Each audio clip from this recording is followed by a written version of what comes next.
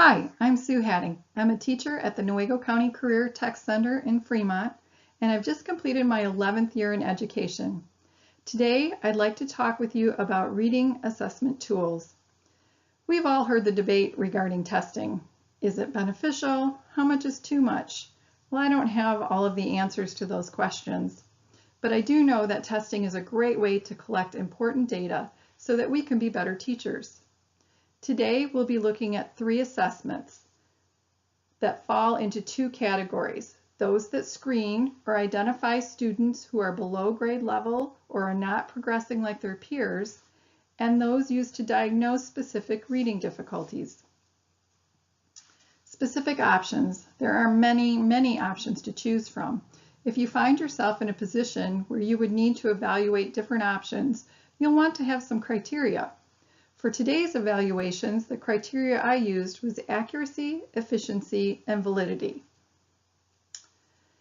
Accuracy. Check for an assessment's accuracy over time. This information should be provided by the company offering the tool. For efficiency, look specifically at the cost. It's always budget cutting season in education land. Cost is important. Also look at how much time it will take and how easily it is to implement and collect data. Validity. Make sure the test you're choosing will provide you with the data you need, and ultimately the test needs to be a positive for your students. With criteria in place, we're going to evaluate 3 assessment tools. The first is the Northwest Evaluation Association's Measures of Academic Progress, or MAP for short. This is a screening tool for students kindergarten through 12th grade, which provides a variety of data. Accuracy. Organization updated their norms in 2015 using samples from a pool of over 10 million students, so their correlations should be current and accurate. Efficiency. The test is given up to 3 times during the school year with an optional 4th test in the summer.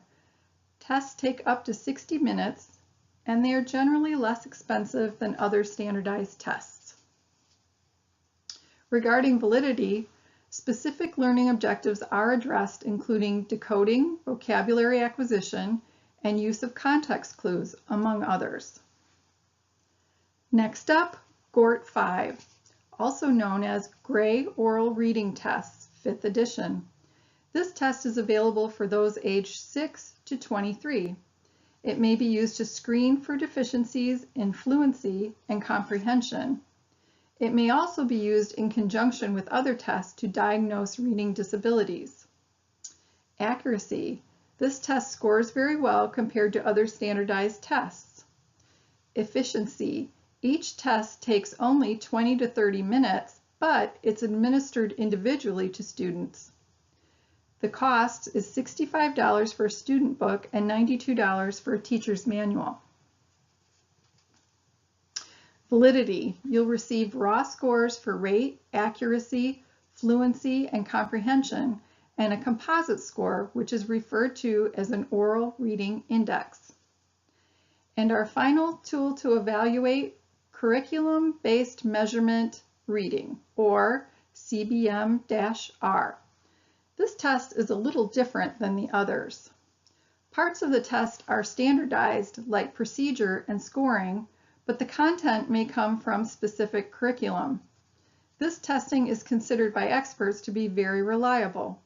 There are several options for obtaining reading passages, varying from free to $149 per student. You can also pay to have these tests scored. This charge ranges from $1 to $2 per student per test. The procedure for this test is readily available online, so you only need to acquire the passages.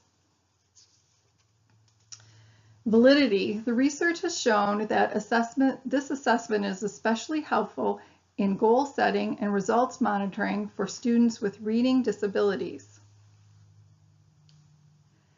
And that brings us to the conclusion. I appreciate you taking the time, and I'm excited for your feedback. And please check out my references. I couldn't have done it without these great folks. Thank you.